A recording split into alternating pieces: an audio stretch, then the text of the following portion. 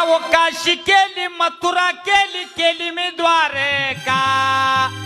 जगात देव नाही आई बापा सारखा जगात देव नाही आई बापा सारखा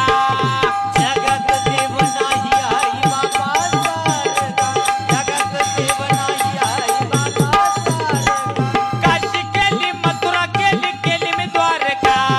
काशी केली मथुरा केली केली मी द्वारका जगात देव नाही तुझ्या आई बापा सारखा